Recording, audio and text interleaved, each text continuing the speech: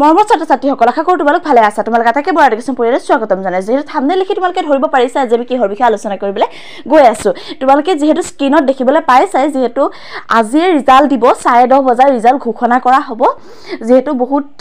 অপেক্ষা মূৰত আচলতে ৰিজাল্ট আহি আমাৰ হাতত পৰিব তোমালোকৰ বহুতৰ ভয়ও লাগিছে আৰু কি হৈছে বহুতৰ মানে এক্সাইটেড হৈ আছে যে কেনে কি হ'ব ৰিজাল্টটো তোমালোকে কোনেও চিন্তা কৰিব নালাগে তোমালোকৰ সকলোৰে ৰিজাল্ট ভাল হ'ব বহুতে কৈছে সমাজ বিজ্ঞানৰ কাৰণে চিন্তা হৈ আছে একো নহয় সমাজ বিজ্ঞানৰ তোমালোকৰ মামাই যেহেতু ভাগিনসকলৰ ৰিজাল্ট ভাল হ'ব বুলি কৈছে হে ভাল হ'ব তোমালোকে চিন্তা নকৰিবা আৰু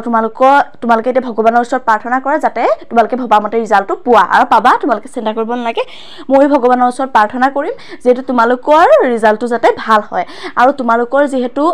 এটো ফেক নিউজ নহয় তোমালোকে ভাবিছা যে ফেক নিউজ নেকি ফেক নিউজ নহয় তোমালোকে 10:30 বজাত ৰিজাল্ট চাবলৈ হাজু হৈ থাকা কেনেকৈ চাবা কি কৰিবা তোমালোকে সব জানি লবা যদি নোৱাৰা তেনেহলে কমেন্ট বক্সত কমেন্ট কৰিবা তেতিয়া আমিবোৰে চাই তোমালোকক সহায় কৰি দিম